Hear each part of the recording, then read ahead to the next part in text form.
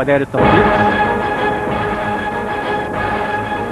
مثل منتخب او فريق المريخ السوداني، حراسه المرمى اشرف احمد، خط الظهر من اليمين للشمال محمد زكريا محمد عبد العليم، خط الظهر 4 بيلعب من اليمين محمود الطيب وعبد الباري وعبده محمد ويحيى زكريا، خط الهجوم 3 رفعت عبد الساتر واشرف نصر ومحمد شوقي.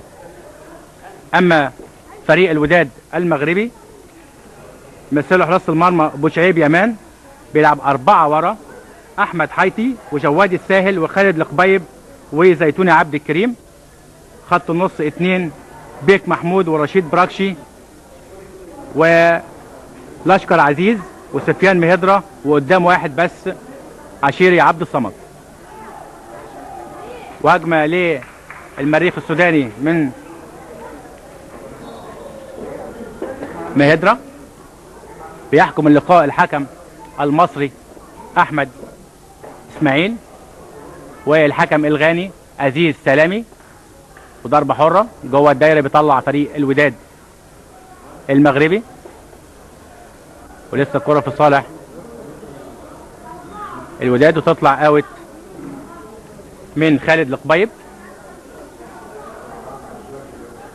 بيلعب من ناحية الشمال المريخ السوداني، وضربة حرة لصالح رقم 10 رشيد براكشي من الوداد المغربي.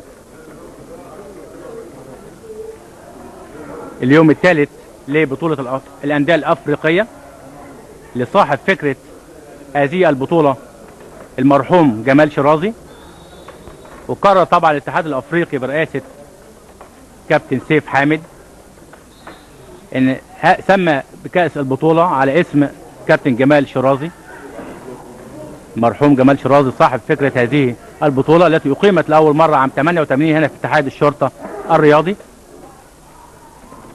هتاخد من المريخ السوداني من محمد شوقي لرفع عبد الساتر، رفعت له جبارة رقم 2 محمد جبارة او اسمه محمد زكريا جبارة، وليه اخ تاني في الفريق يحيى زكريا جبارة. هنقول بقى زكريا جبارة ومحمد جبارة زي ما هم مشهورين بيها. منتخب للوداد المغربي وفاول لصالح المريخ السوداني. نقول بطل المغرب وبطل السودان. الوجه الجديد طبعا نادي المريخ السوداني، الوجه الجديد في البطولات الافريقيه، اول مره يشارك في البطولات الافريقيه. وجوه الدايره طبعا تصويب من داخل الدايره بعكس كره اليد من خارج الدايره. وهجمه لعبد الصمد العشيري اللي قدام، عبد الصمد رقم 9 ولسه كره مع عبد الصمد ولكن مقطوعه من عبده محمد مريخ السوداني لاشرف احمد. وهجمه للوداد المغربي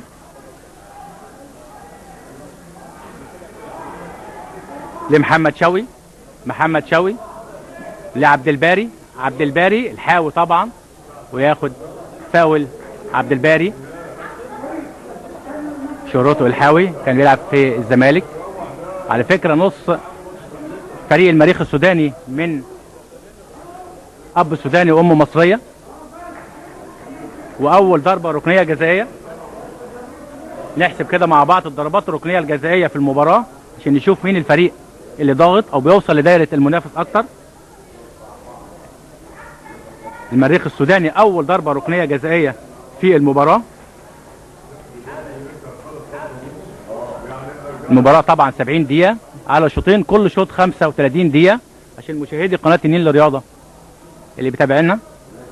زي كره القدم الملعب 100 يارده في 60 يارده. واول ضربه ركنيه جزائيه وتيجي في رجله، وعباري كان عايز طبعا يشوط هو واشرف ولكن بياخد فاول الوداد المغربي. وقت واقف من الحكم عزيز سلامي، على فكره كان بيحكم في البطوله اللي فاتت عزيز سلامي من غانا. كارت اخضر ل4 عبده محمد من المريخ السوداني. اول كارت طبعا الكارت الاخضر بيكون تحذير، اما الكارت الاصفر في الهوكي بيخرج ويقعد بره على الاقل 5 دقايق. تمريره عاليه طبعا بتنزل في تجمع بين 8 سفيان ميدرا و11 بيك محمود، تبقى فاول للوداد المغربي. حيتي احمد، حيتي، ومعاه رقم 17 محمود الطيب، وجوه الدايره وبيطلع مبدأ الامان والسلامه الاول. اوت لصالح المريخ السوداني من ناحيه الشمال لمحمد جباره، 24 سنه جباره، من ولايه كردفان غرب السودان، معظمهم من الجاليه السودانيه في القاهره. وجوه الدايره وبيصوب ومديها ضربه ركنيه جزائيه، تاني ضربه ركنيه جزائيه في المباراه للمريخ السوداني. تقريبا جت في رجل لاعب من دفاع الوداد المغربي اللي باللون الابيض اللي قدام حضراتكم. ضربه الركنيه الجزائيه هيلعبها محمد شوقي، متخصص رفع الضربات الركنيه الجزائيه. سابها لاشرف احمد وعباري، وتاني تعدي للوداد المغربي، تيجي في محمود الطيب.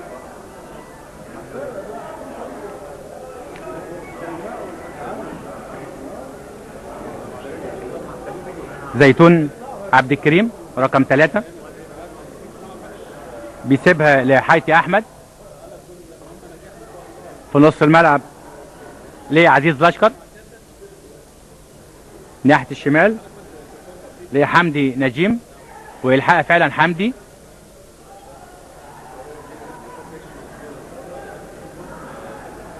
المريخ السوداني بيطلع وتيجي في رجله، تبقى فاول على المريخ للوداد المغربي باللون الابيض لعزيز لشكر.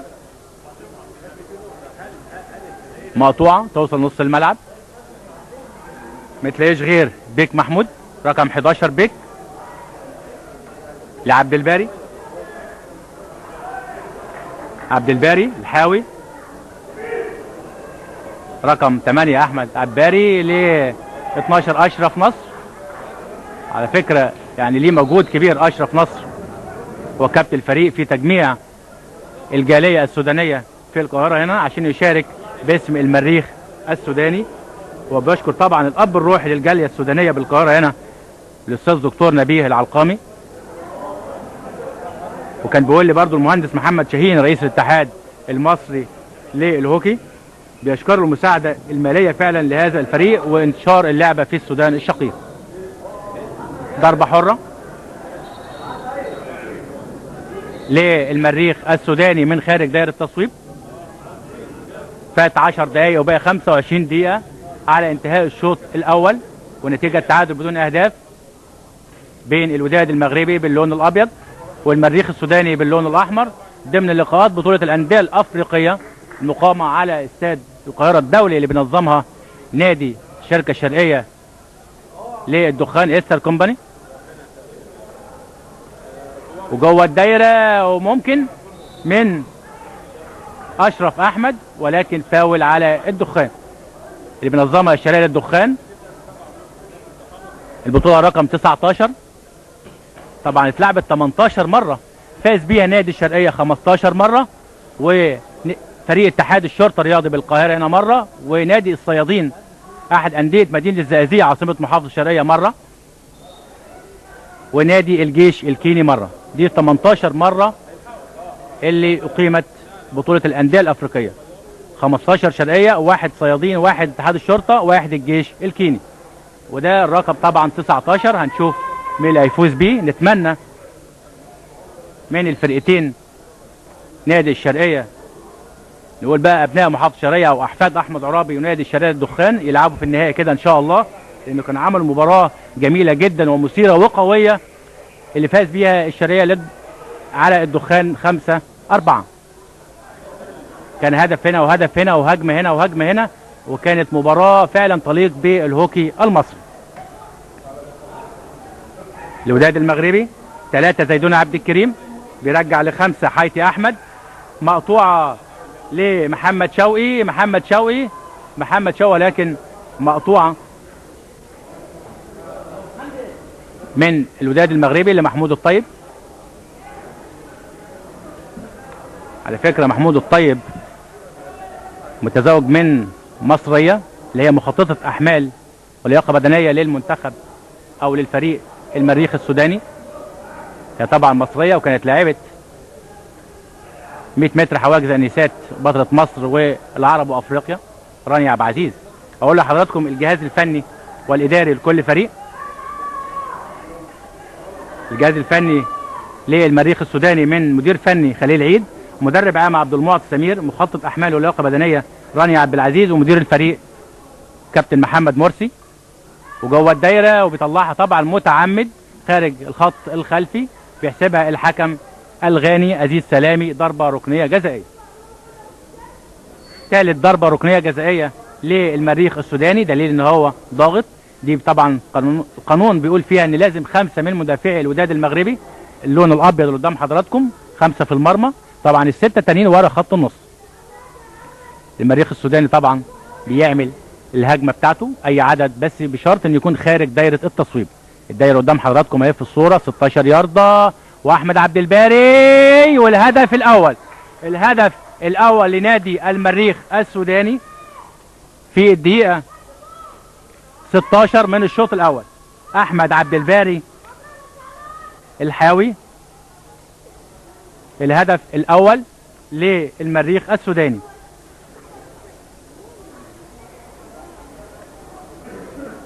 واحد المريخ السوداني لا شيء الوداد المغربي.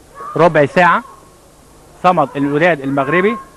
طبعا المريخ السوداني لعب امام نادي الشرقية احفاد احمد عرابي، فاز احفاد احمد عرابي 7 لا شيء. وطبعا الوداد المغربي قابل نادي الشرقية للدخان. احنا هنقول بقى احفاد احمد عرابي عشان نفرق بين نادي الشرقية للدخان ونادي الشرقية الرياضي. نادي الشرقية للدخان فاز على الوداد المغربي ب21 مقابل لا شيء.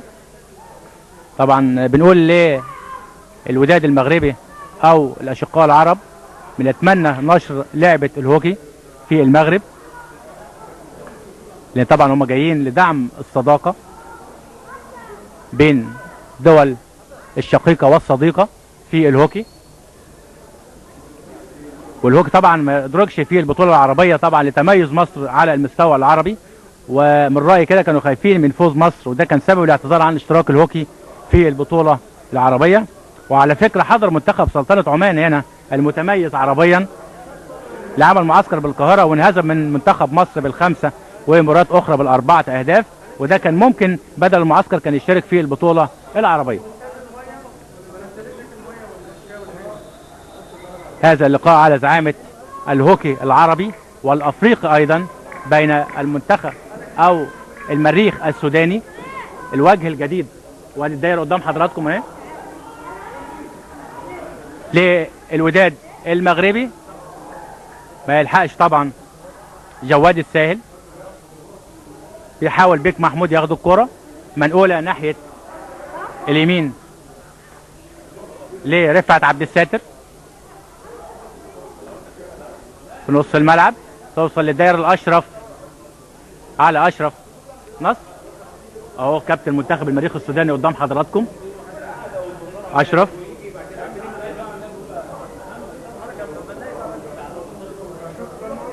وهجمه للمريخ السوداني من ناحيه اليمين لمحمد شوقي. رشيد براكشي مغرب،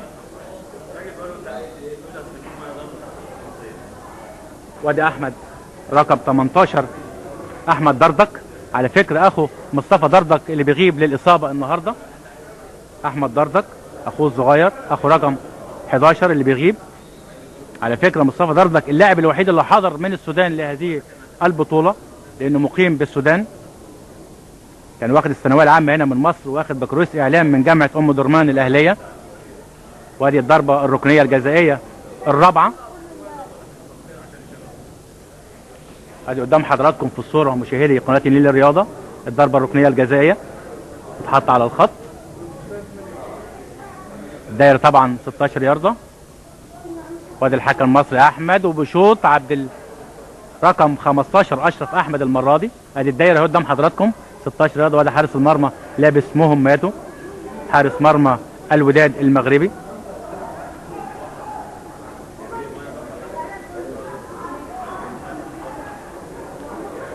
ل 10 رفعت عبد الساتر. رفعت في نص الملعب وبيصوب تصويبه جميله من عبده محمد ولكن من فوق العارضه. الصوره واضحه قدام حضراتكم اعزائي مشاهدي قناه النيل الرياضه. الدايره دي لازم ادي يراجع طبعا عشان في تغيير ونازل رقم 7 امين عبد الراضي. التغيير مفتوح اي وقت من المباراه ما عدا اثناء الضربه الركنيه الجزائيه. محمد زكريا لخالد القبيب من الوداد المغربي وطبعا بيسيبها تطلع الكوره اوت. لازم الدايره تتشاط من الداخل الدائره اللي قدام حضراتكم. وادي حارس مرمى اشرف احمد للمريخ السوداني ناحيه الشمال على خط ال 25 يارده. بيحاول الوداد المغربي لرقم 10 رشيد براكشي مقطوعه لعبد الباري. عبد الباري رقم 8 عبد الباري على فكره بيدرب انسات الجزيره تحت 18 سنه. عبد الباري بقول لحضراتكم ان كلهم الجاليه السودانيه هنا في القاهره. نادي المريخ السوداني الوجه الجديد في البطولات الافريقيه. اول مره طبعا يشارك في البطوله رقم 19 التاريخ هيسجلها له طبعا المريخ السوداني. انما بالنسبه للوداد المغربي اشتركوا في البطولات الانديه الافريقيه. تمريره عاليه فليك ما تلاقيش حد غير عدت فعلا لعبد الصمد العشيري رقم 9 على خط ال 25 يارده مقطوعه. في اي وقفه كده اقول لها الكوره فعلا اوت. اقول لحضراتكم ان الانديه المغربيه التي اشتركت في بطولات الانديه الافريقيه كان الضمان المغربي لعب في البطوله الاولى هنا في القاهره عام 88 وكان يحتل المركز السابع والاخير في هذه البطوله. وكان فريق لاراد في البطوله الثالثه كان عام 90 كان عندهم في المغرب وكان برضو ايضا يحتل المركز السابع والاخير. كان البطوله الثالثه في المغرب. كان بيشارك مع نادي الشرقيه حامل اللقب كان نادي هيئه قناه السويس بالاسماعيليه. شوف عبد الباري يعمل ايه رقم 8 عبد الباري احمد عبد الباري الحاوي 25 سنه وتيجي في رجل بيك محمود من الوداد المغربي. هو رقم 8 عباري وكل زمايله بناديله يقولوا له حاوي شهرته طبعا الحاوي. ضربه حره قدام حضراتكم ادي اهو رقم 8 اهو احمد عبد الباري 25 سنه لعب لحضراتكم لنادي الزمالك وحاليا بيدرب انسات الجزيره تحت 18 سنه. تمريره من ناحيه اليمين لخالد القبيب رقم 2 خالد بشوط. طبعا الهوكي مش منتشر سواء في السودان او في المغرب الشقيق. وادي الحكم المصري احمد اسماعيل او احمد السيد 25 سنه على فكره مهندس كمبيوتر متزوج حديثا. كل الحكام في البطوله بيقولوا له عريس طبعا. لعب حارس مرمى في مركز شباب امبابه. بيتمنى له التوفيق هو وهبه احمد ووليد مصطفى حكامنا المصريين اللي في البطوله حكام درجه ثانيه وثالثه. اللجنه بتدفع بيهم حكام صغار السن عشان يترقوا دولي. وعلى فكره وليد مصطفى كان قال لي هو كان بيلعب طبعا نادي الزمالك ضابط شرطه ضابط احتياط خريج كليه الاداب عبري. بيقول لي ان انا بطلت بدري من نادي الزمالك عشان يوصل في التحكيم الدولي. الوداد المغربي بتعدي من سفيان مهدرة رقم 8 وتطلع الكوره اوت. سفيان مهدرة قدام حضراتكم اهو رقم 8 من الوداد المغربي الشقيق الاثنين اشقاء. باقي 12 دقيقة على انتهاء الشوط الأول والنتيجة تقدم نادي المريخ السوداني على الوداد المغربي بهدف لأحمد عبد الباري رقم 8. في نص الملعب بيلعبها لعبد الباري، بيرجع ورا عبد الباري، اللون الأحمر نادي المريخ السوداني. هات وخد لمحمود الطيب، كان لاعب سباحة مسافات طويلة رقم 17. محمود الطيب من أب سوداني وأم مصرية، وبيقول أنا اتولدت في لبنان. رقم 5 حيتي أحمد.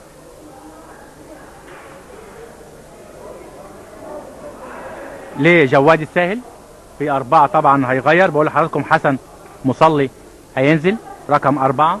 التغيير مفتوح، يعني ممكن ينزل دلوقتي ويخرج اللاعب، ولكن اثناء الضربه الركنيه الجزائيه ممنوع التغيير. اهو 4 لسه بينادي للرقم 16 عزيز لشكر، خرج رقم 16 عزيز. ولسه الهجمه مع الوداد المريخ السوداني، ودفاع من الوداد المغربي، وضربه حره للحكم الغاني عزيز سلامي.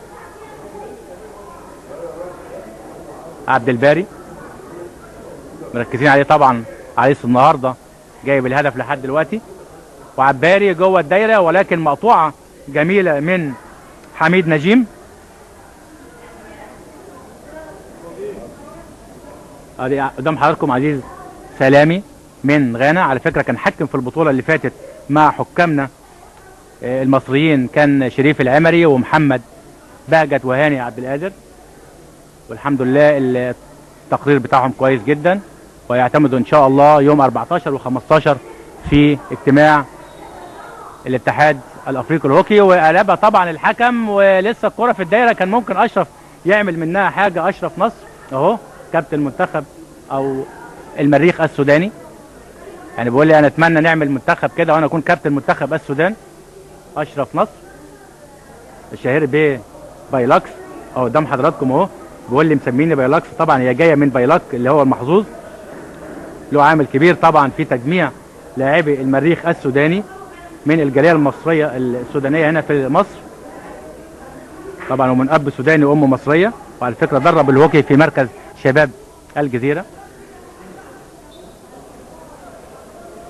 فاول لصالح المريخ السوداني، واللي يلعبها اشرف احمد 21 سنه. اشرف على فكره كان لاعب للدخان الموسم الماضي، شهرته عكوشه. وفاول للحكم الغاني عزيز سلامي، طبعا الضغط عند سلامي هنا، مفيش حاجه عند احمد السيد خالص. ولسه الكوره مع الوداد المغربي ل 11 بيك محمود، بيسيبها طبعا عبده محمد عشان ياخد اوت، بيسيبها رفعت عبد الساتر. شيتوس نص الملعب لمحمود الطيب، وفاول على خط ال 25 ياردة تقريبا.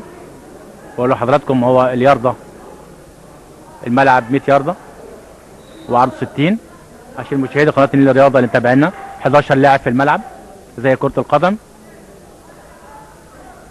قدام حضراتكم 11 لاعب زي كره القدم بالظبط، ولكن التصويب من داخل الدايره اللي ظهرت قدام حضراتكم في الصوره دي لازم يتصوب من داخل الدايره. ولسه اوبيه بياخد طبعا فاول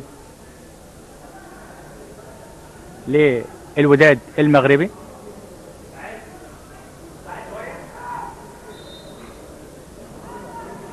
الحكم المصري احمد السيد مدي فاول للمريخ السوداني.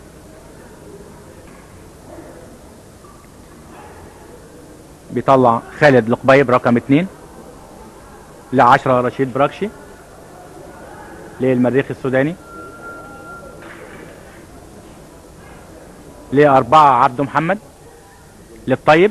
طيب وعايز يتملك بقى ويخش جوه الدايره الطيب ويصوب، ولكن مقطوعه من الوداد المغربي. لو قلنا الجهاز الفني والاداري للمريخ السوداني، نقول الجهاز الفني والاداري للوداد المغربي. بعد الهجمه دي وجوه الدايره والطيب ويصوب، وحارس المرمى يطلعها طبعا ضربه ركنيه. قدام حضراتكم حارس مرمى بوشعيب يمان من الوداد المغربي قدام حضراتكم اهو. كابتن على فكره الفريق وحارس المرمى فريق الوداد الرياضي البيضاوي. وبيديها طبعا ضربه ركنيه جزائيه. دي كده خامس ضربه ركنيه جزائيه في المباراه لصالح المريخ السوداني. دليل ان هو متفوق شويه. ادي قدام حضراتكم هو 7 دقائق والمريخ السوداني 1 لا شيء الوداد المغربي. هم لو يهتموا طبعا في الناشئين سواء في السودان او في المغرب زي ما الاتحاد المصري للهوكي عامل مشروع قومي للناشئين في جميع انحاء الجمهوريه. ونشوف عبداري المره دي بقى وحارس المرمى يطلع. برافو بوشعيب يمان لاشرف نصر. اشرف توصل لصالح الوداد المغربي في جميع محافظات او مراكز الشباب. مشروع قومي الناشئين مواليد على فكره 95 96 في اهتمام في نادي او مركز شباب شابين مع الحاج عبد الله بدر والمدرب الكابتن احمد سمك بيهتموا بالناشئين مع الاتحاد المصري للهوكي برئاسه المهندس محمد كمال شيخ. جواد الساهل تمريره عاليه جميله. جواد رقم 6 تلاقيش غير عبده محمد. ولسه الكره مع عبد الباري. عبد الباري وياخد فاول. عبد الباري رقم 8 ياخد فاول هيسيبها لعبده محمد رقم 4. كلهم طبعا في الدايره راجعين وتيجي في رجله مديها ضربه مديها فاول. هي لو تتعاد مره ثانيه اللي هي جت تقريبا في رجل حد من لاعبي المغرب ولا حارس المرمى يظبط مهماته. على فكره احدث حاجه في قانون الهوكي ان ممكن الفريق دلوقتي يلعب بدون حارس مرمى. يعني يلعب ب 11 لاعب ولكن مفيش لاعب يكون ليه ميزه ان هو يصد برجله داخل دائره التصويب. لان حارس المرمى ممنوع ان هو يعدي خط ال 25 يارده. 10 رشيد براكشي بيسيبها لخالد لقبيب رقم 2 في نص الملعب. عبده محمد من المريخ السوداني. عبده يرجع ورا لاشرف احمد. اشرف عايز يلعبها للطيب ولكن مقطوعه من حميد نجيم. توفيق ان شاء الله الهوكي في الدول العربيه عشان ان شاء الله عايزين نقيم بطوله عربيه. راجع طبعا رقم 8 سفيان مهدرة من المغرب الشقيق.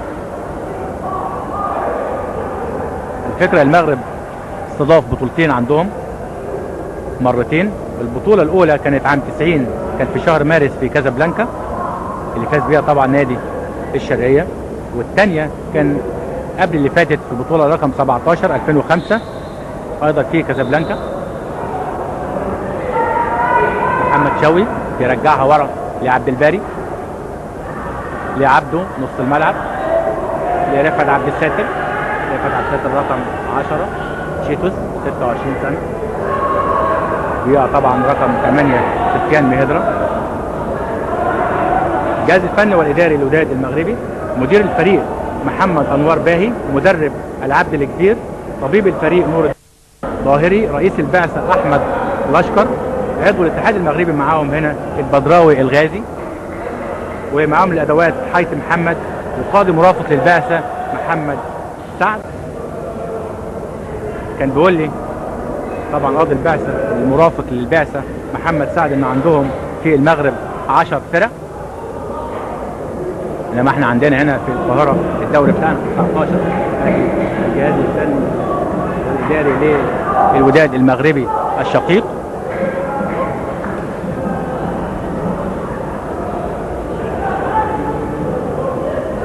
اشرف احمد رقم 15. عندنا اشرف نصر رقم 12 بيلعبها المريخ السوداني ولكن بيطلع رقم 6 جواد الساهل. جواد عبد المعطي سمير اهو من جهاز الفني والاداري للمريخ السوداني. على فكره كان بيدرب الدخان واحترف التدريب في المريخ السوداني. طبعا الجاليه السودانيه اللي موجوده في القاهره جايه تشجع، منظر جميل ورائع طبعا للاشقاء العرب. واحد المريخ السوداني لا شيء الوداد المغربي.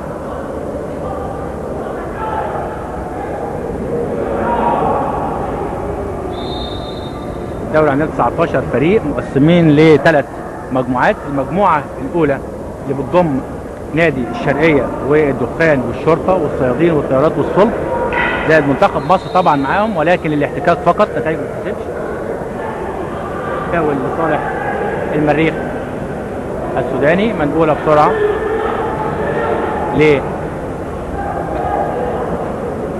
للوداد المغربي رقم 11 بيك محمود، وجوه الدايره وممكن 13، ولكن مديها اول ضربه ركنيه للوداد المغربي. اول ضربه ركنيه جزائيه مقابل 5 للمريخ السوداني. باقي دقيقه. طبعا القانون بيقول هنا لو الوقت خلص بتتلعب الضربه الركنيه الجزائيه. يعني كان عندنا مباراه الشرقيه مع الدخان كانت انتهت بالضربه الركنيه الجزائيه للدخان. كان مباراه جميله ورائعه ومثيره. لو في وقت نقول لحضراتكم سير المباراه ان شاء الله في الشوط الثاني. المباراه كنا نتمنى ان كل اسره الهوكي تشوفها، وان شاء الله يلعبوا مع بعض في النهائي، والاثنين مصريين اللي فوز بيهم نقول له مبروك. جواد وجنب القائم رقم 6 جواد الساهل. الضربه الحره للمريخ السوداني بسرعه. اشرف نصر بقى الخبره بتاعته بقى يضيع الثواني الاخيره لعبد الباري الحاوي، وفي دفعه والكره معاه طبعا. اتاحت فرصه من الحكم الغاني عزيز سلامي. عبد الباري لسه في نص الملعب، 5 ثواني، بيضيع طبعا الوقت لجباره وبينتهي الشوط الاول بين الاشقاء العرب المريخ السوداني والوداد المغربي بهدف للمريخ السوداني اللي احرزه احمد عبد الباري. كان في الدقيقه 16 من الشوط الاول. بنتمنى لهم التوفيق ان شاء الله. ما جايين يشاركوا معانا في البطوله رقم 19. حارس طبعا مرمى فريق الوداد المغربي بوشعيب يمان. نتمنى لهم التوفيق ان شاء الله في البطولات القادمه في الانديه الافريقيه. بنتمنى بقى من الكابتن سيف حامد لو سمعنا يا ريت البطوله القادمه ان شاء الله تتلعب في السودان لنشر لعبه الهوكي في السودان الشقيق. احنا طبعا قلنا لحضراتكم ان استضافه المغرب البطولات دي مرتين، السودان مفيش ولا مره. يا ريت، لان طبعا المغرب كان المره قبل اللي فاتت دي كانت في كينيا في نيروبي. انتهى أحداث الشوط الأول من مباراة المريخ السوداني والوداد المغربي في البطولة الإفريقية للأندية رقم 18 للرجال بتقدم المريخ 1-0. معانا بين شوطين المباراة. يسعدنا أن نلتقي ورانيا عبد العزيز مخططة أحمال المريخ السوداني وأيضا النادي الأهلي. أهلا بك يا رانيا. اهلا وسهلا بك. رانيا، يعني تركتي النادي الأهلي ولا دي حاجة مؤقتة؟ لا، حاجه مؤقته كده، بس جاي اساعد فريق المريخ السوداني ورجع تاني فولي ان شاء الله. طبعا احنا عارفين زوجك في الفريق بيلعب. هذا عضو فريق رقم 17 محمود الطيب. ما كانش صعب عليكي ان انت كبنت ان انت تكوني مخططة احمال سواء في مصر او خارج مصر؟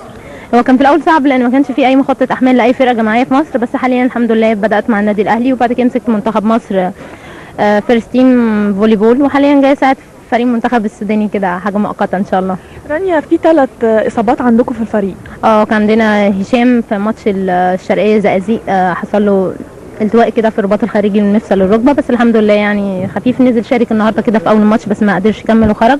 وعندنا في لاعب ديارة وعندنا مصطفى. الاصابات هتطول معاكم ولا؟ لا ان شاء الله خير، يعني كمان ماتش كده او ماتشين يلعبوا معانا ان شاء الله. كل التوفيق ليكي وبنشكركم ان شاء الله ترجعي تاني النادي الاهلي. ان شاء الله. ميرسي. مشاهدينا يسعدنا ايضا نلتقي وكابتن خليل عيد مدير الفني نادي المريخ السوداني. اهلا بك كابتن خليل. اهلا بك في مصر. كل مرحب بك في الملعب ان شاء الله. كابتن خليل، يعني احنا لسه كنا بنتكلم مع مخطط الاحمال رانيا وكنا عارفين ان في 3 اصابات، هل ده عائق بالنسبه لكم؟ والله احنا كان عندنا ماتش اول امبارح كان مع الشرقيه الزقازيق، هي بطل الدوري طبعا ويعني مترشحه تاخد البطوله، فعندنا 3 اتصابوا فهم اللي عاملين فرق معانا النهارده ان شاء الله. فان شاء الله الماتش الجاي ان شاء الله بكره على بعض يبقى جاهزين ان شاء الله. يعني تقدمكم بهدف، هل ده مريح بالنسبه لكم ولا بالنسبه لكم ايضا عايزين تحافظوا على الهدف؟ لا احنا عايزين نحافظ ونجيب جون تاني ان شاء الله، ان احنا فريقنا احسن ان شاء الله، في تقدم كل شويه، انما احنا في خبره شويه، فان شاء الله ال3 دول المصابين لو جولنا هيبقوا كويسين ان شاء الله، هنبقى مستوى احسن من كده ان شاء الله. دايما خطط اللعب في الهوكي بتكون صعبه، يعني صعبه على اللاعبين وصعبه على المشاهدين كمان، يعني بيكون صعب ان هي ما تبقاش واضحه. لا هو احنا عندنا اصلا في كذا طريقه بنعملها، فهي التدريب بيبقى مفيد للعيب، كل مره كل ما بيزيد تمرين كل ما بيتحسن. انت عندك 3 4 خطط، فتركزي على خطه واحده على الاقل، كل ما تركزي مع اللعيبه هيبقى في فهم اكتر، كل ما انا كمدرب بستريح طبعا كتير لما يكون هو اللعيب فاهم. فعندنا الحمد لله يعني 3 4 لعيبه كويسين ان شاء الله، ونعمل نتيجه احسن من كده ان شاء الله. اول مشاركه ليكم في البطوله الافريقيه طبعا سواء انتوا او الوداد. احنا اول مره بصراحه نشترك، بصراحه يشكر الباشمهندس محمد شاهين اللي هو رئيس الاتحاد المصري اللي هو شجعنا وقال عندنا استعداد نشترك، واشتركنا اول مره، المرات الجايه هتبقى احسن من كده باذن الله. طبعا البطولات الافريقيه بتمر بتتابع على كل الدول الافريقيه، هل في نيه بالنسبه لكم ان انتوا تستضيفوا ايضا البطوله الافريقيه؟ والله احنا عندنا استعداد، بس لسه يعني برضه عندنا استعداد، لسه برضه الملعب هناك لسه ما فيش ملاعب في السودان لسه، فربنا يسهل، اول ما يقولوا لنا نشترك هنشترك على طول، هي اللجنه الاولمبيه السودانيه هي اللي هتحدد مش احنا بصراحه. بعد الشوطين واخر حاجه هسالك عليها يا كابتن هو تعليماتك للفريق. والله احنا قلنا نشد شويه ونفتح الملعب، لان احنا قافلين، هم الفرقه كلها قافله الملعب، فاحنا عايزين نفتح الملعب على الجنب. خايفين انه يكون فتح الملعب يكون فيه خوف من احراز اهداف اخرى للفريق الاخر؟ لا لا ان شاء الله احنا قافلين كويس قوي دفاع، وبس عندنا الهجوم عايزين نفتح على الجنبين، كل ما نفتح على الجنبين كل ما نقدر نجيب اهداف اكتر ان شاء الله. كل التوفيق ليكم وبنشكرك. شكرا ست الكل. ايضا مشاهدينا معنا كابتن العبدي الكبير كابتن الوداد المغربي مدير الفني. اهلا بيك يا كابتن. اهلا بيك كابتن. يعني انتوا طبعا متاخرين ونادي المريخ متصدر بهدف، ويعني تعليماتك ايه بين الشوطين كده ليهم عشان تقدروا ان انتوا تعدلوا؟ التعليمات اللي اعطيناها للاعيبه انهم يستمروا في نفس الاتجاه اللي ابتديناه في الشوط الاول، وحتكون تغييرات على الجانب الهجومي، يعني حنحاول نلعب بطريقه هجوميه حتى احنا ناويين ان شاء الله نكسب المقابله دي. يعني اسباب تقدم الفريق الاخر بهدف؟ هو الاسباب راجعه لبعض اللاعبين، عندنا 2 من اللعيبه مصابين، يعني هذا هو اللي خلانا يعني اننا نكون عندنا واحد النقص خصوصا في الهجوم، ونتمنى الشوط الثاني الله نكونوا احسن. كل التوفيق لكم. بشكرك. شكرا لكم. مشاهدينا الكرام نترككم الان مع التعليق الرياضي ودكتور محمد أشري. اليه الميكروفون.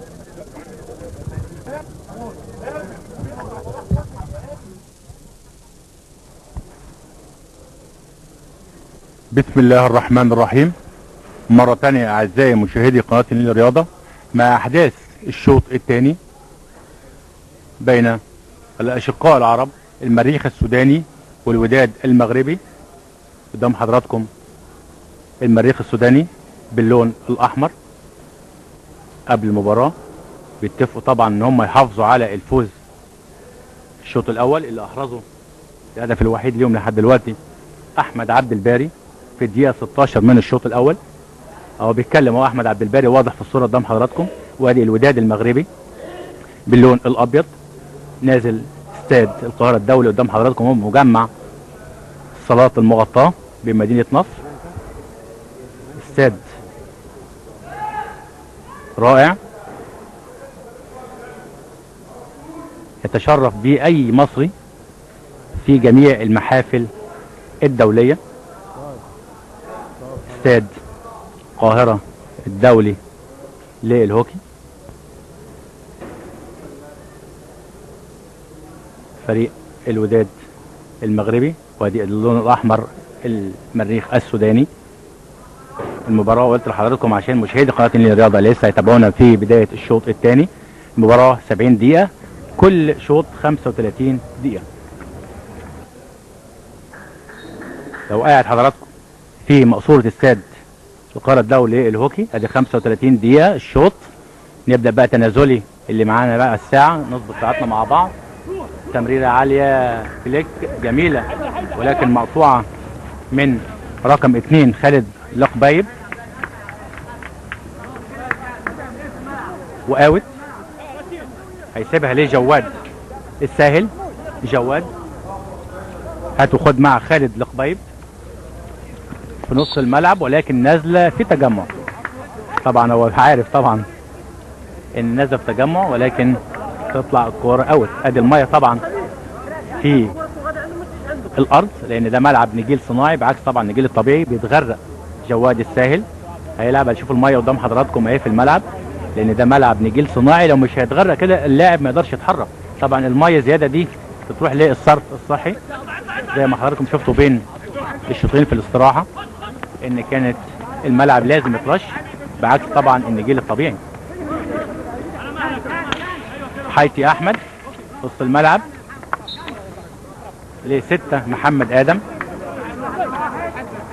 طبعا التغيير مفتوح. محمد ادم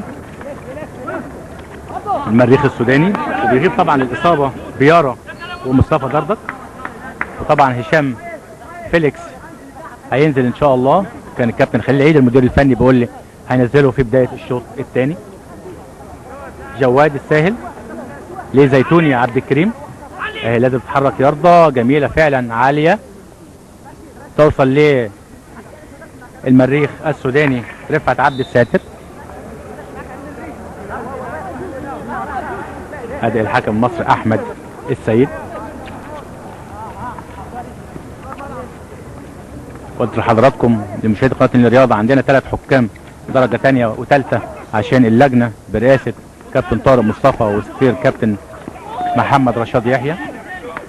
بيدفعوا بوليد مصطفى واحمد السيد. وعلى فكره هبه احمد حكمت مباراه رائعه مع ليسا من جنوب افريقيا واشادوا بيها. هبه سنه رابعه كليه التربيه الرياضيه للبنات بالجزيره، كانت حكمت مباراه تيليكوم بطل كينيا مع هارتلاند بطل نيجيريا. فاز تيليكوم 2-1 وضربه ركنيه جزائيه. نحسب مع بعض بقى ضربات ركنيه جزائيه في الشوط الثاني. كانوا 5 للمريخ في الشوط الاول وواحده للوداد المغربي. ادي بقى الثانيه في المباراه والاولى في الشوط الثاني للوداد المغربي لجواد الساهل وجوه الدايره وفي القائم، ولكن بتيجي في رجل اهو. بقول له جت والله في مضربي. هو بقول له جت في رجلك. لو نشوفها مره ثانيه الاعاده. طبعا كان بيتمنى عبد الصمد العشيري يحرز هدف التعادل للوداد المغربي، ولكن انا شايف انها جت تقريبا في المضرب ولا في رجله. لو في عاده بقى بزاويه ثانيه كان ممكن نشوفها. لسه الكوره مع احمد دردك. المريخ السوداني على ايدك اليمين لو انت قاعد في مقصوره استاد القاهره الدولي للهوكي، والوداد المغربي على ايدك الشمال باللون الابيض.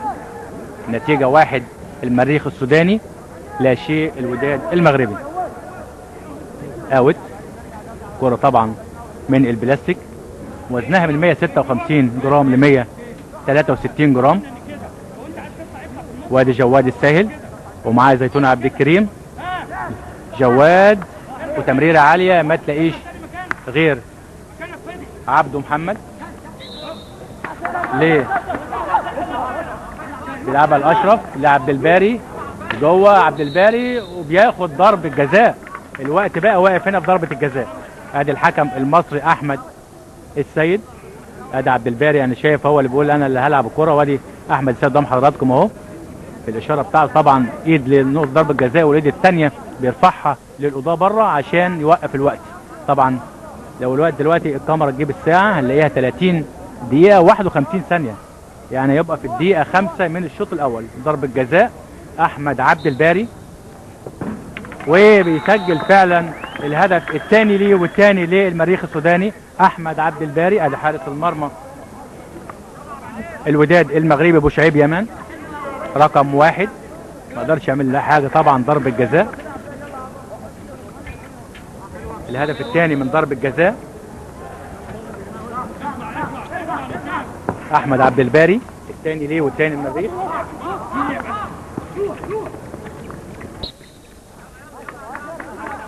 اثنين المريخ السوداني لا شيء الوداد المغربي. 4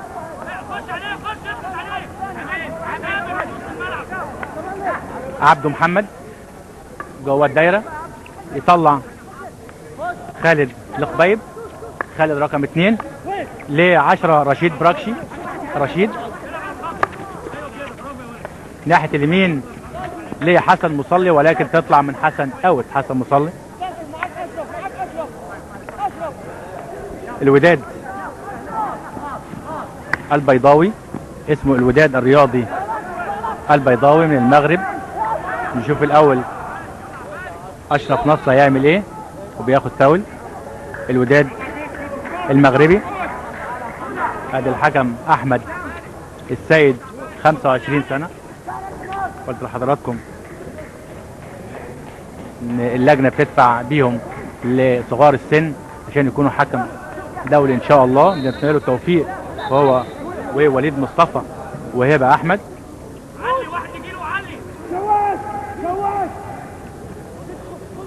حيتي احمد من المغرب عايز يلعبها لرشيد براكشي، ولكن مقطوعه من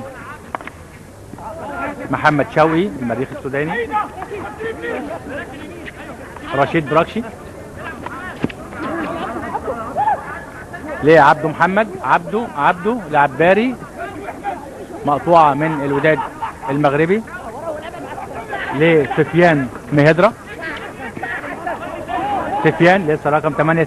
سفيان ودفعه، وبياخد فاول على اشرف احمد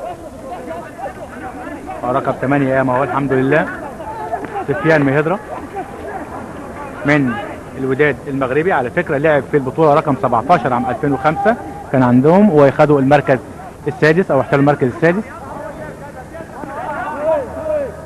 رقم 17 الوداد المغربي، وهو والدار البيضاء. دي المره الثانيه اللي بيشارك الوداد المغربي في البطولات الافريقيه. عام 2007 بقى تتحسب له، يعني البطوله اللي فاتت اقيمت عام 2007 في اولها، ولكن هي البطوله رقم 18. وهجمه لعبد الصمد العشيري، وهذه المره الثانيه اهي بنشوفها، وفي دفعه فعلا. انا لو حكم احسبها ضربه ركنيه جزائيه من عزيز سلامي اللي قاعد قدام حضراتكم. نشوف الكوره ديت، وحارس المرمى بوشعيب يطلع، وجواد الساهل بيأكد، ولكن هي طلعت اوت من جواد الساهل. تبقى ضربه ركنيه من ناحيه الشمال، واللي هيلعبها اشرف نصر 41 سنه. اشرف لمحمد شوقي، اوت للمريخ السوداني. عبده مع محمد زكريا جبارة. الضربة الحرة للمريخ السوداني عبده محمد. هتاخد مع محمد شوقي 16 ومحمد شوقي، وطبعا فاول على محمد شوقي لان جلى الشوطة. ضربة حرة للوداد المغربي. فريق المريخ السوداني بقيادة مدربه بقى اشرف نصر، بيقول ان بيشكر الدكتور جمال الوالي رئيس مجلس اداره نادي المريخ السوداني الموافقه على اشراكه في بطوله افريقيا رقم 19. بغض النظر طبعا عن النتائج، المريخ السوداني وخسر اول مباراه مع نادي الشرقيه احفاد احمد عرابي ب7 اهداف مقابل لا شيء في اول لقاءات ليه بالنسبه للمريخ السوداني، وده تاني لقاء مع الوداد المغربي. ادي الدايره قدام حضراتكم، وادي المرمى 4 ياردة 7 قدم ارتفاع. جواد الساهل، جواد الساهل من نجوم نادي تطلع الوداد المغربي.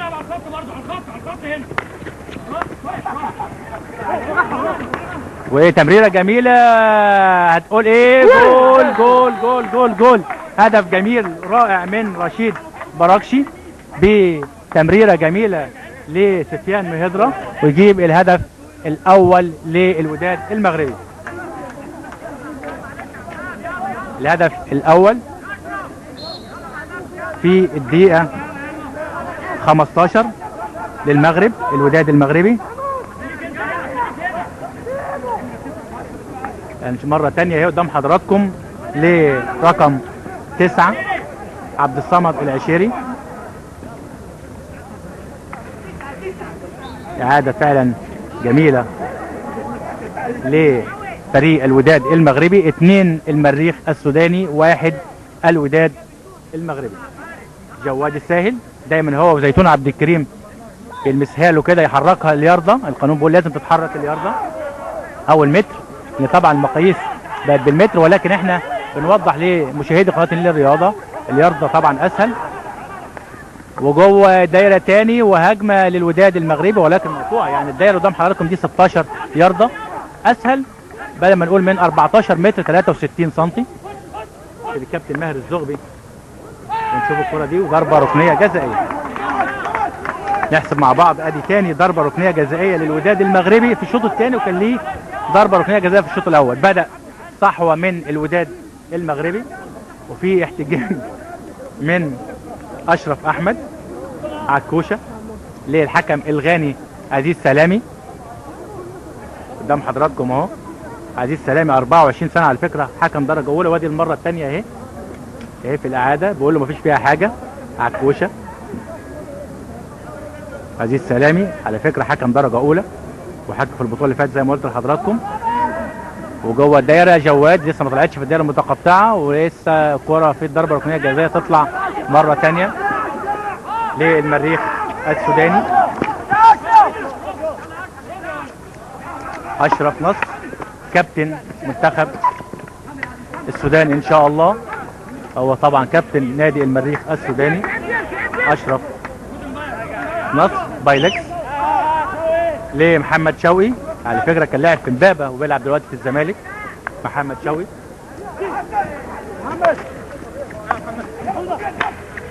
لسه الكوره في نص الملعب، وهجمه لسفيان مهدرة الوداد المغربي، وياخد فاول عبد الباري رقم 8 من المريخ السوداني الشهير بالحاوي. ان شاء الله الاتحاد الافريقي برئاسه كابتن سيف حامد هيجتمع مجلس اداره زي ما قلت لحضراتكم عشان مشاهدي قناه النيل الرياضه لسه متابعينا في الشوط الثاني يوم 14 و15 ديسمبر. هيحدد حضراتكم حاجتين: البطوله اللي جايه ان شاء الله فين وميعادها والدوله هتستضيفها ان شاء الله، وهيحدد بطوله افريقيا للشباب تحت 21 سنه ان شاء الله، تصفيات افريقيا لاولمبياد الشباب 2010 لاول مره في جميع الالعاب بالنسبه للناشئين.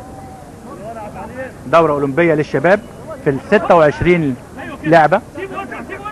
اتمنى التوفيق طبعا لمنتخب مصر بقياده المدير الفني بيبياراليسكي جيرسي، ومعاه الماجيك علي الشربجي، والكابتن او المهندس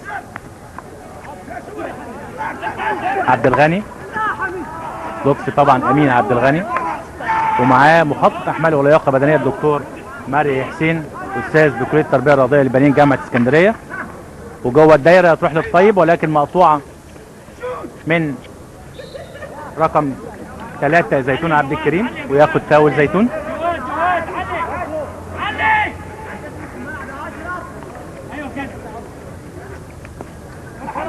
لسه الكوره مع مصطفى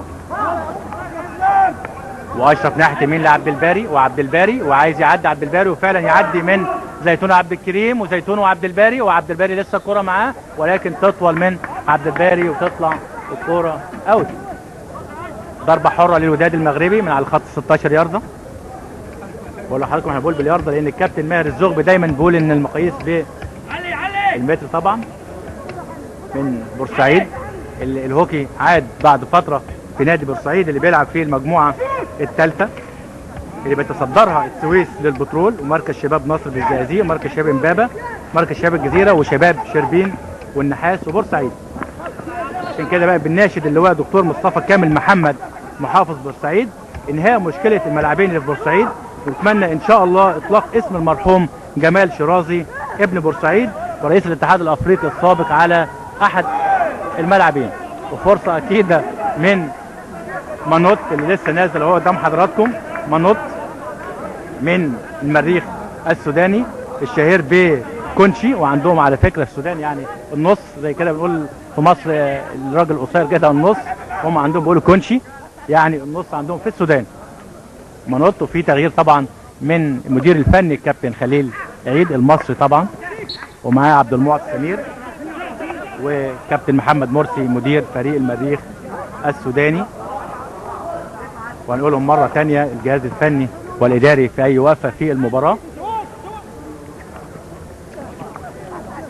كنا بنناشد طبعا محافظ بورسعيد في إنهاء المشكلة للملاعبين ده، ونطلق اسم المرحوم جمال شرازي، لأن الاتحاد الأفريقي قرر المسمى لكأس الرجال في هذه البطولة باسم جمال شرازي. في على فكرة ملعب ثالث في محافظة بورسعيد، وبالتحديد في مدينة بورفؤاد في كلية التربية الرياضية في بورفؤاد. عشان كده بنناشد الأستاذ دكتور محمد الزوبر رئيس جامعة قناة السويس بإنشاء هذا الملعب، أول كلية تربية رياضية في كلية التربية الرياضية في محافظات مصر يكون ليها ملعب هوكي خاص بيها، ونشوف التمرية دي ولكن ضربة ركنية جزائية. الكلية الوحيدة اللي في كلية التربية الرياضية اللي ليها ملعب هوكي خاص، ملعب رياضة الهوكي أو ملعب نجيل صناعي إن شاء الله.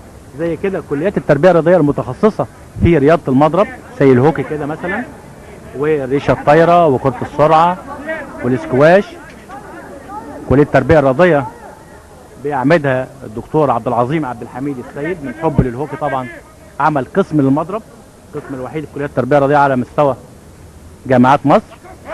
ونشوف عبد الباري ولسه الكرة مع عبده، ولسه الكرة ويخش الدايرة وشوط عبده وتيجي في رجل خالد القبيب، وتبقى ضربة ركنية جزائية تاني ضربة ركنية جزائية في الشوط ورا بعض في الشوط الثاني للمريخ السوداني.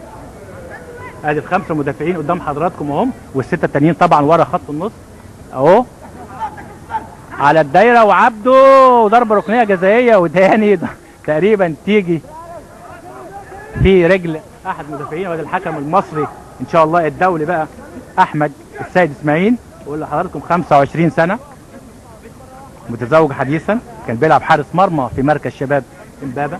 وادي الدايرة قدام حضراتكم واضحة، ادي الضربة الركنية الجزائية. شوقي شايف اشرف احمد وعبد الباري، وبرافو المرة دي بقى بوشعيب يمان بيطلع ضربة الركنية الجزائية.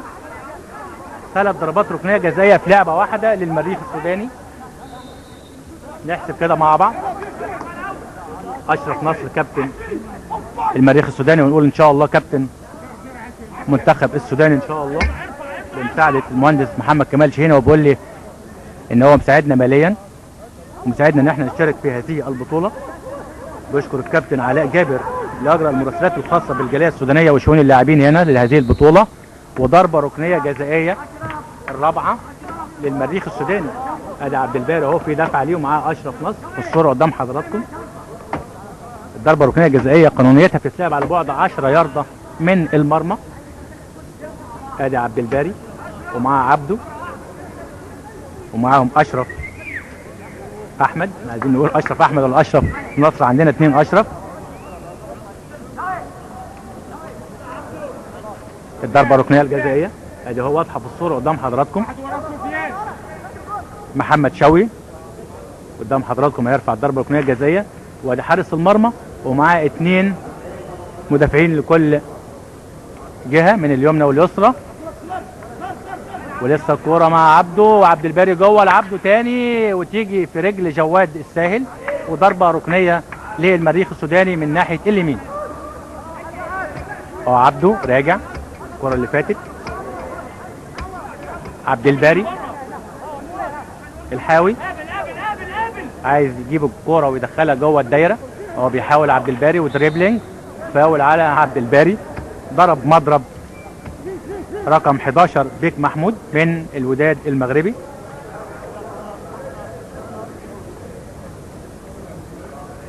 جواد الساهل المغرب توصل للفيرود ونجم الوداد المغربي عبد الصمد العشيري اللي احرز الهدف، وعايز يلعبها لحسن مصلي، كان مصاب المباراه اللي فاتت حسن ولكن ما يلحقهاش وتطلع الكوره اوت.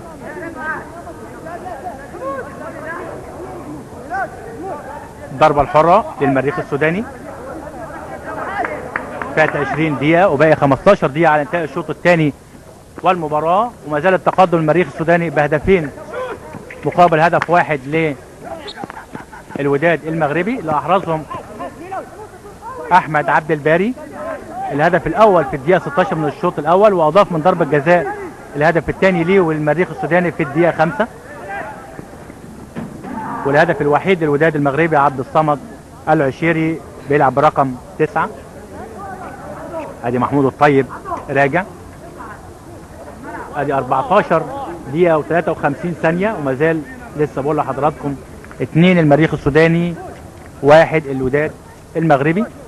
وادي تغيير طبعا نزل رقم 14 سلمان عبد الوهاب، تغيير مفتوح، دي مهمه بقى القضاء اللي بره. اوت.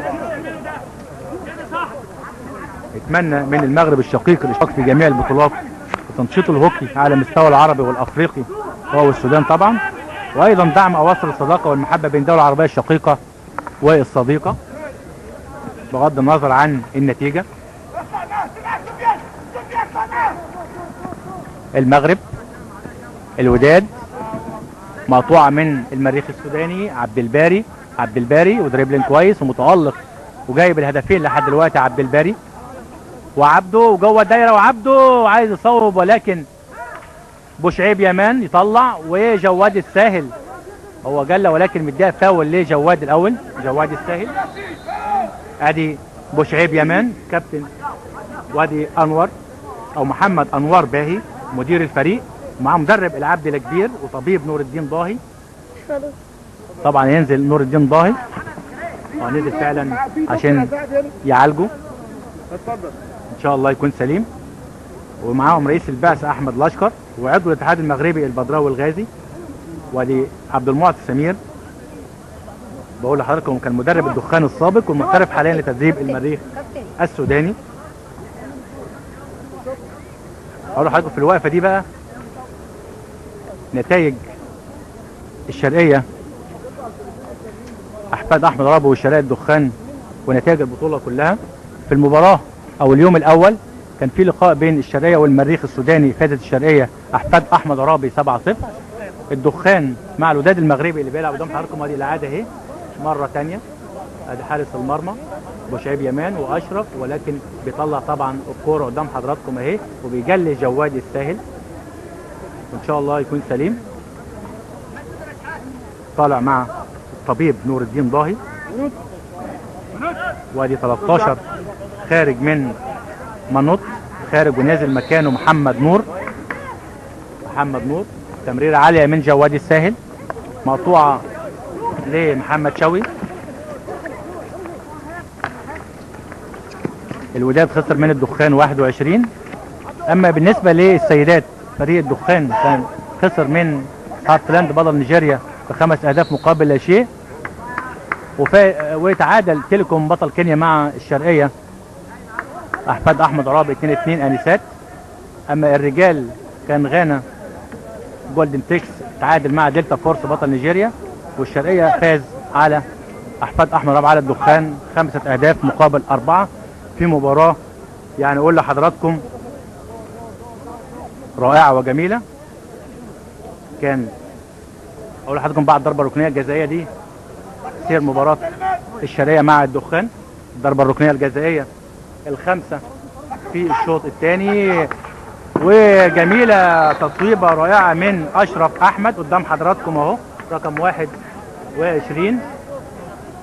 يبقى كده 3 المريخ السوداني 1 الوداد البيضاوي. شوفها مره ثانيه رقم 16 محمد شوقي هو اللي احرز الهدف الثالث للمريخ السوداني. اهي مره ثانيه اهي قدام حضراتكم بتتشاط من محمد شوقي رقم 16 ويحرز الهدف الاول ليه والثالث للمريخ السوداني. في الدقيقة 23 من الشوط الثاني. رقم 16 محمد شوقي.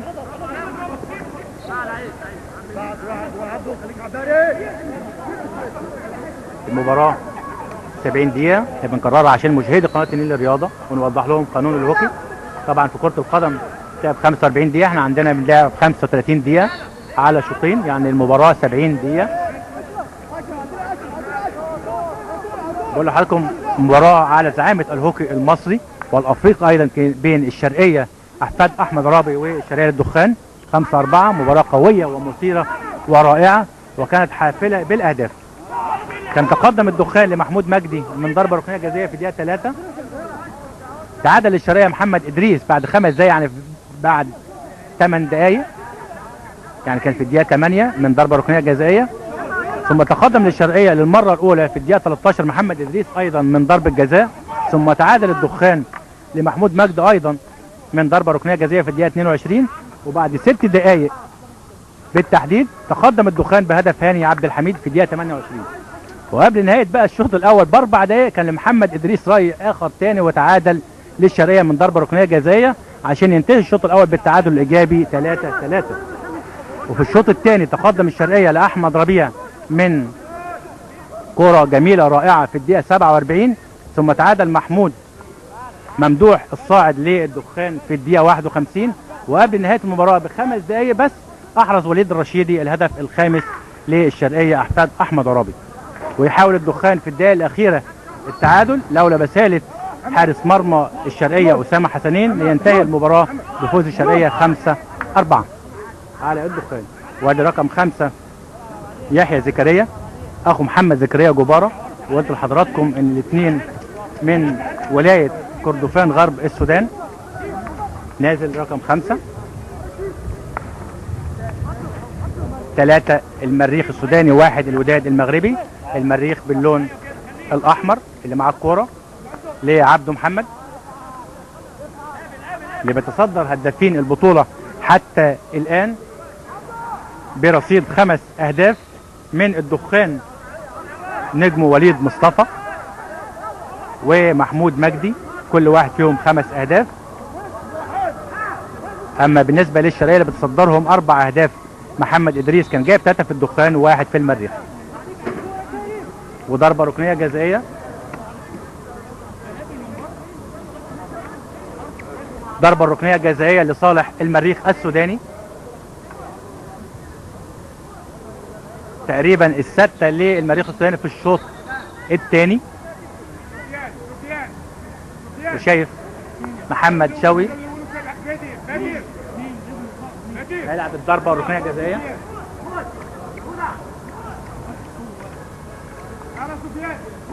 ست فرق لهذه البطولة للرجال و4 سيدات، والتصويبة ولكن خارج المرمى من أشرف أحمد.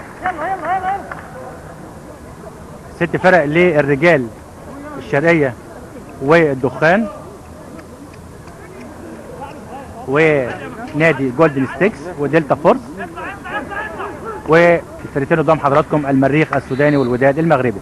ده بالنسبة للرجال. أما الأنسات أيضا طبعا المنظم اللي هو الشرقية للدخان والشرقية أحفاد أحمد رابي أنسات، ومعاهم هارتلاند بطل نيجيريا وتيليكوم حامل اللقب بطل كينيا. كان في فريق من نيجيريا ولكن جه متأخر اسمه وازليندو، ولكن اللجنة المنظمة عملت مباراة مع الطائرات. ان شاء الله هيلعب النهاردة الساعة 6 وهيلعب مع منتخب مصر تحت 21 سنة وهيلعب مع الشرطة. ده ترضية ليه طبعا عشان وصل للقاهرة. شوف الهجمة للمريخ السوداني جوه الدايرة وعايز يصوب ولكن بيجلي فاول لصالح الوداد المغربي.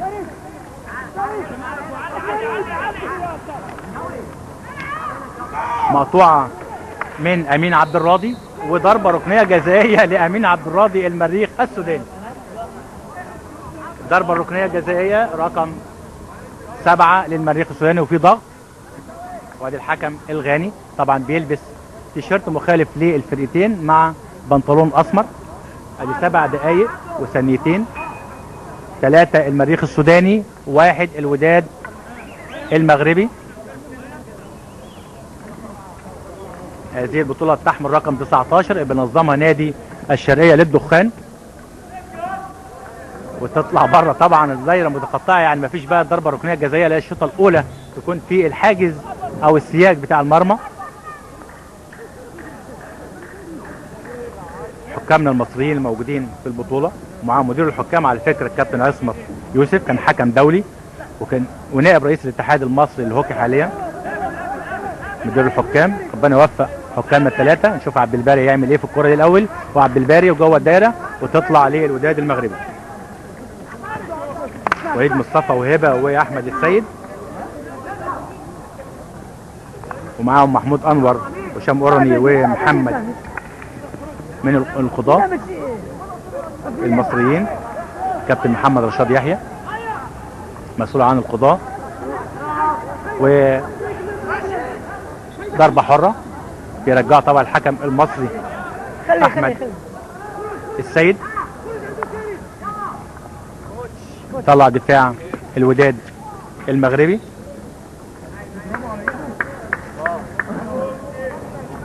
اشرف، نقول ايه بقى اشرف؟ كابتن منتخب السودان ولا كابتن منتخب المريخ السوداني ان شاء الله؟ مساعد المستشار بيرجع ورا. عبده محمد جميلة ناحية اليمين لاشرف احمد. اشرف احمد عنده 21 سنة، لعب دخان الموسم الماضي وثالثة تجارة القاهرة. وضربة حرة للوداد المغربي. واقع خالد القبيب من الوداد المغربي.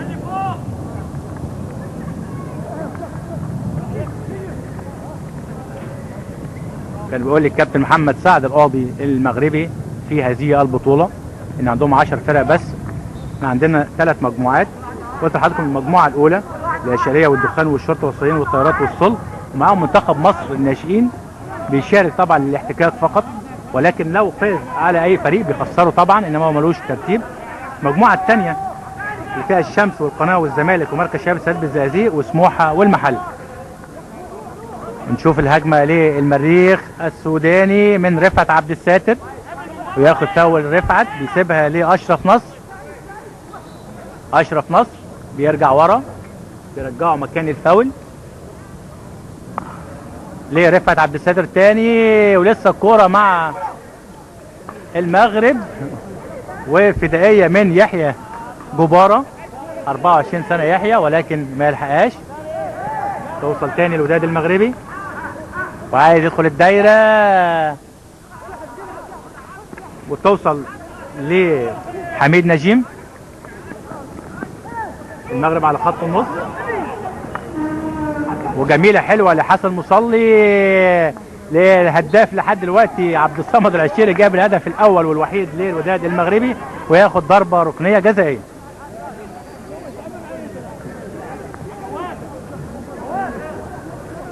تاني ضربة ركنية جزائية للوداد المغربي. كان في 2 في دقيقة واحدة، يعني دي الثالثة. الوداد المغربي هذه الضربة الركنية الجزائية لازم تتحط اهي على بعد 10 ياردة من القائم. وشايف جواد الساهل ومعاه سفيان وجواد، وجوه الدايرة تمريرة، ولكن حارس المرمى يطلع ويحسبها تاني ضربة ركنية جزائية. حسام الدين مصطفى الشهير ببشاري من أب سوداني وأم مصرية. وقلت لحضراتكم ان معظم فريق المريخ السوداني من الجالية السودانية هنا في القاهرة، ولعبوا في الأندية المصرية. وبيجلي ولكن مقطوعة من شوقي، محمد شوقي بياخد الكورة مع خط 16 يوصل لخط 25 ياردة لعبد الباري ومعاه جبارة، وعبد الباري وجبارة وعبد الباري، ولكن بجوار القائم. فرصة أكيدة من نادي المريخ السوداني في آخر دقيقتين من المباراة. آخر دقيقتين في المباراة، وما زال التقدم للمريخ السوداني ب3 أهداف مقابل هدف واحد للوداد المغربي. بتمنى لهم التوفيق ونشر الهوكي في المغرب الشقيق والسودان الشقيق. المغرب رقم 8 سفيان مهدرة، وجوه الدايره لعبد الصمد، ولسه الكرة ولكن تطلع الكرة اوت. فرصة اكيدة للوداد المغربي. وادي جبارة، قلت لحضراتكم ان هم من ولاية كردفان غرب السودان. قدام حضراتكم اهو رقم 2، وليه اخ برضه بيلعب معاه يحيى زكريا جبارة رقم 5.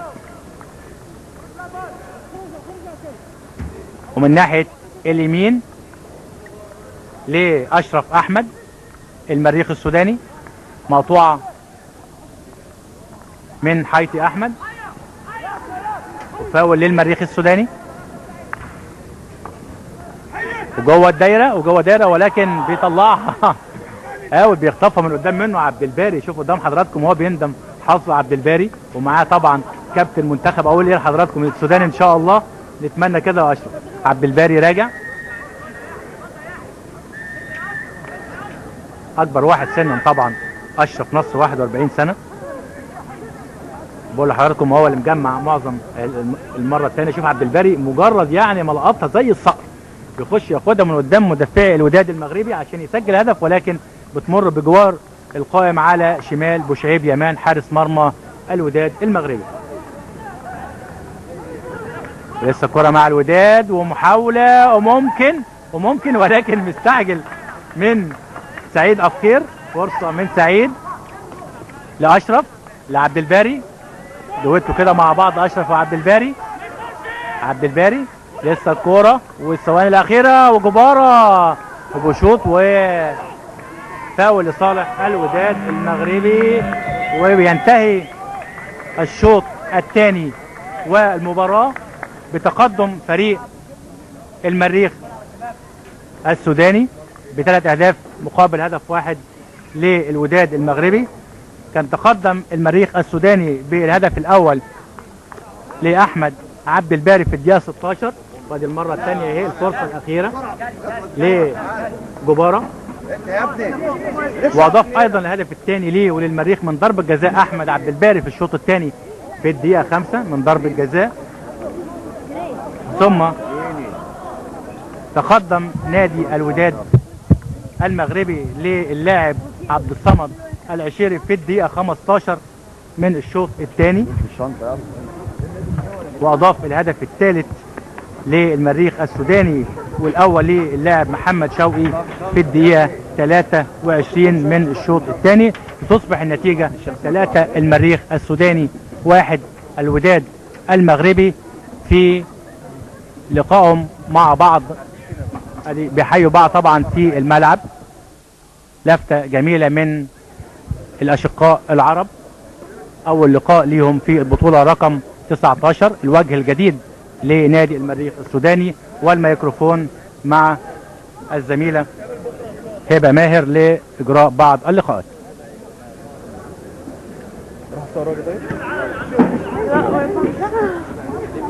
بسم الله الرحمن الرحيم.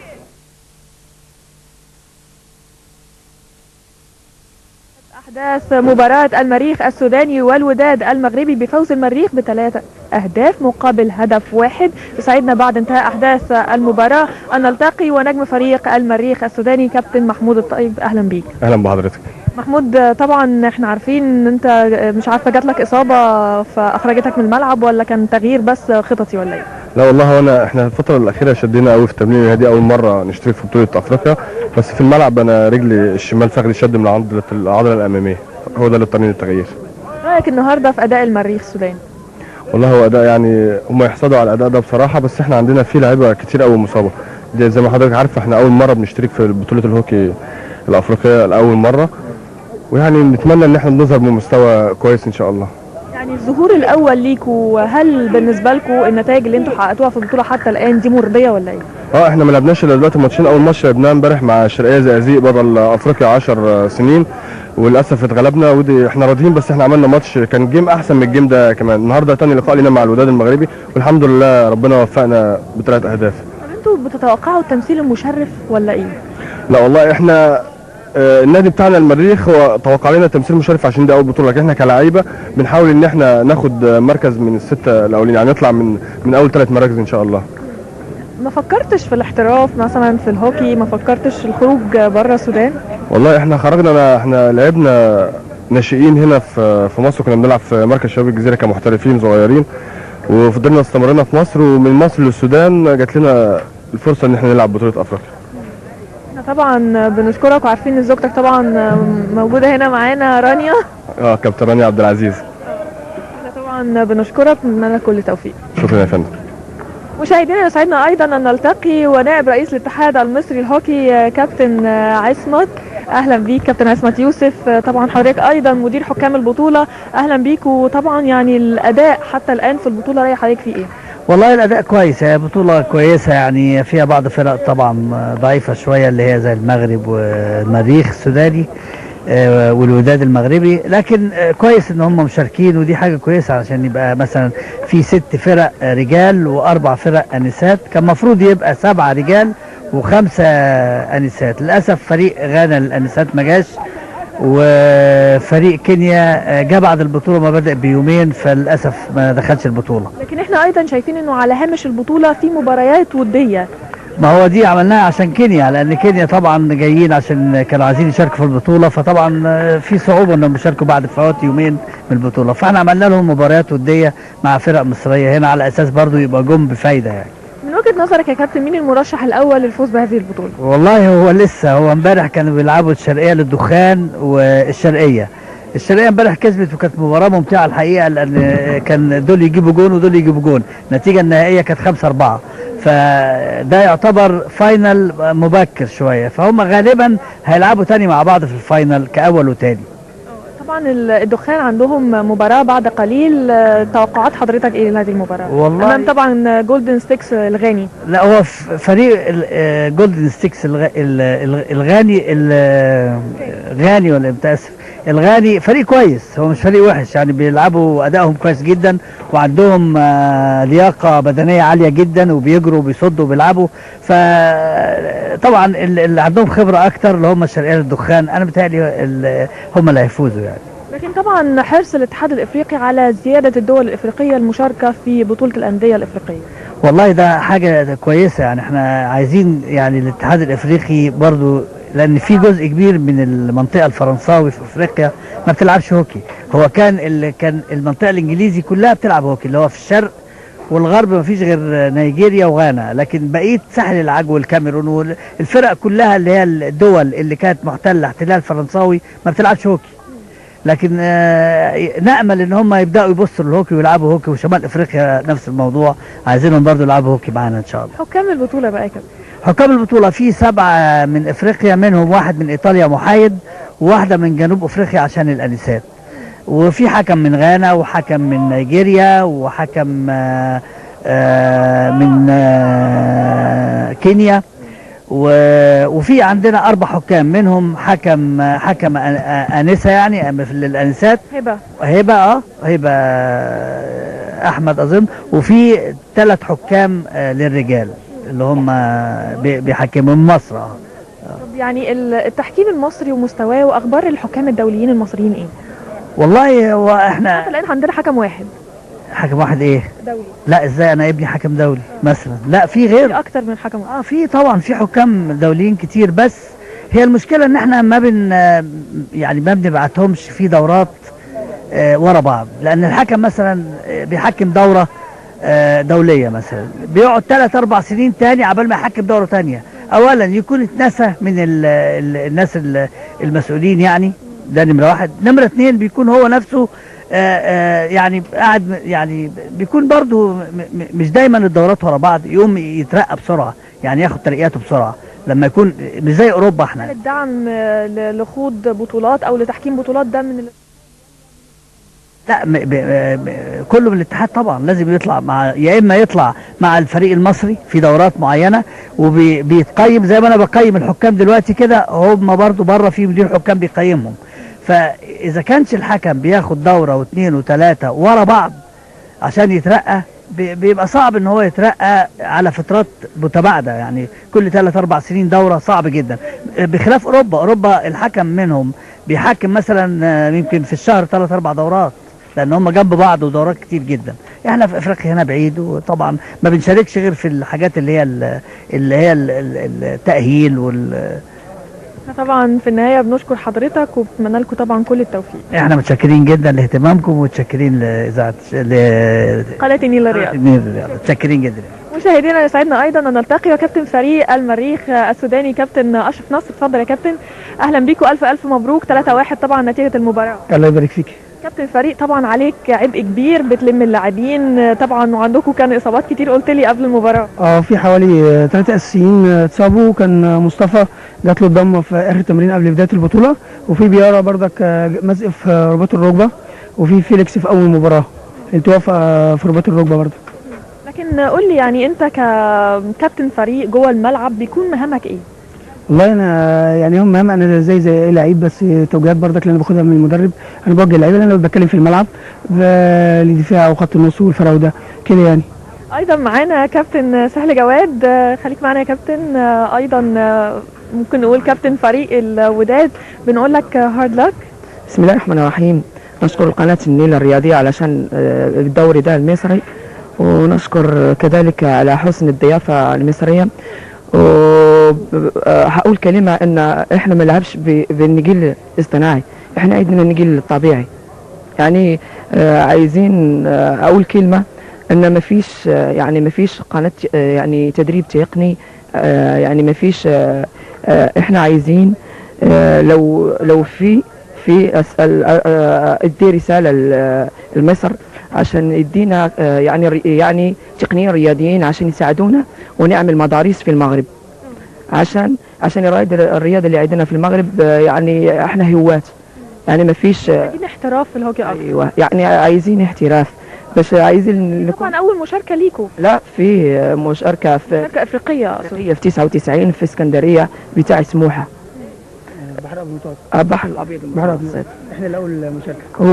واشكر سيف اللي عامل لنا خدمه كويسه والله، بكل ارادته وبكل قوته، واشكر كذلك قناه النيل. احنا طبعا بنشكرك وبنقول لك هارد لك. لكن ايه اسباب الهزيمه من وجهه نظرك؟ الاسباب الهزيمه دي اقول لك اسباب ربما يعني ما جتناش رساله قبل يعني بشهرين عشان نتدرب، بس احنا اتجمعنا ربما 15 يوم، ما تجمعناش يعني شهر او شهرين عشان نتدرب تقنيا او يعني كونديشن فيزيك وتقني، يعني اللياقه البدنيه. احنا طبعا بنشكرك ونتمنى كل التوفيق في المباريات القادمه. شكرا لكم، وشكرا لجميع اللاعبين، وشكرا خاصه للفريق المصري وخاصه لقناه النيل. شكرا كابتن اشرف. نرجع تاني ونكمل كلامنا معاك، ويعني عايز اسالك على نقاط الضعف اللي لقيتها في فريق الوداد وانتوا يعني ركزتوا عليها. والله احنا اول مباراه لعبناها مع فريق شرقيه زقازيق، طبعا هو بطل افريقيا وفريق جامد جدا، فالماتش ده احنا عملنا ماتش كويس جدا، دي اول مشاركه افريقيه لينا، فعملنا ماتش كويس جدا مع فريق شرقيه زقازيق، ده اللي ادانا دفعه ان احنا نركز مع فريق الوداد، واللعب الجماعي كان ظاهر قوي بتاعنا، فقدرنا نلعب على الشورت كورنر وقدرنا نحقق الاجوان اللي احنا كنا عايزينها. تعليمات المدير الفني ليكوا ايه خاصة بين الشوطين، يعني ان انتوا كنتوا متقدمين بهدف وهم كمان احرزوا هدف؟ اللعيبه يعني بعد ما جابوا الجون الاولاني كان في استرخاء وبدا في بعض الاحتفاظ بالكره، احتفاظ فردي، فبين الشوطين كانت كابتن خليل وكابتن اسامه كابتن معطي ادونا توجيهات اللعيبه كلها ونبهت عليهم، انا كمان برضك ان ما فيش احتفاظ بالكره، اللعب جماعي ونمشي الكره مع بعض، فده لما مشينا بدانا نشتغل مع بعض، بدا يبقى منظر للفريق كويس احسن من الاول، وقدرنا نجيب الجونين التانيين. عايز اسالك بقى يعني انتوا كلاعيبه هوكي بالنسبه للمريخ السوداني حلمكم ايه؟ والله احنا كان حلمنا الاولاني ان احنا نشترك في بطوله افريقيا، لان دي اول مره في السودان يبقى فيه فريق هوكي. تمام، وده الفضل ده طبعا يرجع للباشمهندس شاهين رئيس الاتحاد المصري والدكتور نبيل عقامي اللي هو وفر لنا المساعده ان احنا نشترك في البطوله دي. احنا على فكره كلنا مقيمين في مصر، قليلين جدا المقيمين مننا في السودان، وكلنا بنلعب يعني هوكي من الزمالك في الدوري المصري، واغلبيتنا بطلنا، فجمعنا نفسينا وبدانا اولاد الجاليه جمعناهم وبدانا نعمل فريق والحمد لله تمام. احنا طبعا بنتمنى لك كل التوفيق والف الف مبروك على هذه المباراه وبنشكرك. الله يخليك وشكرا لقناه النيل الرياضه اللي هي دايما بتوفر لنا الصوره المشرفه للرياضه المصريه. نشكرك جدا. ميرسي جدا. السلام عليكم. مشاهدينا ايضا يسعدنا ان نلتقي ومدرب مساعد فريق غانا جولدن ستيكس مستر ريتشارد موند. Hello and nice to meet you. Nice meeting you too. Mr. Richard, if we talk about your team today, you're going to play with the Egyptian team Dukhan, and is it hard to you to play with such a team like Dukhan? No, I don't think it's a hard stuff because we've played Shakia before. We've played Police also of Egypt before, so basically we know how the Egyptians play. So for us, it's not. So you know the Egyptian plan? We know. I know. Most of them are in the national team. We've met them before, and most of my guys were in the national team. So it should be a difficult task for us. Sure. مشاهدينا طبعا هو بالنسبه استعداداتهم طبعا لمواجهه الفريق المصري الغاني، هو قال ان المباراه بالنسبه لهم مش هتكون صعبه لان هم بيعرفوا خطط لعب المصريه، لعبوا قبل كده مع فريق الشرقيه للدخان وايضا عارفين الخطط المصريه. هم بالنسبه لهم الفريق المصري هم حافظينه كويس، وكمان هو عنده 7 تقريبا من اعضاء الفريق بيلعبوا في المنتخب الاول لغانا. we thank you and يعني we say good best wishes. شكرا. Thanks. مشاهدينا عودة سريعة للاستوديو الرئيسي لقناة النيل الرياضة إلى حين بدء أحداث لقاء الشرقية وجولدن ستيكس غانا.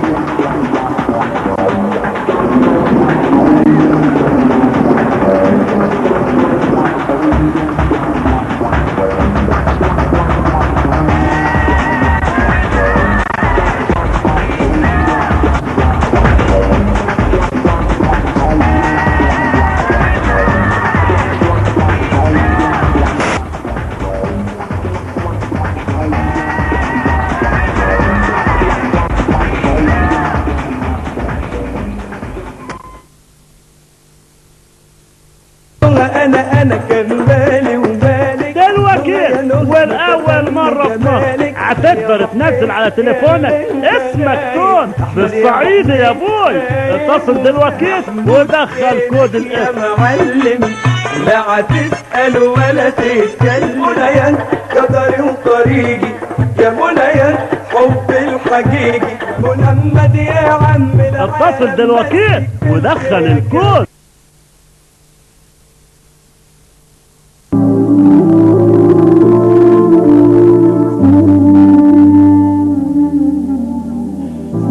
اتصل على 2301 ونزل مجموعة البرامج الإسلامية، مواقيت الصلاة، اتجاه القبلة، أذكار المسلم.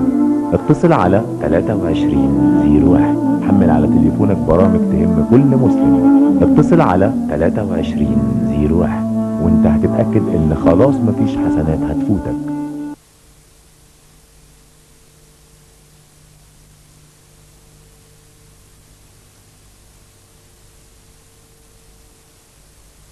ايه ده يا منى؟ كل ده فلفل؟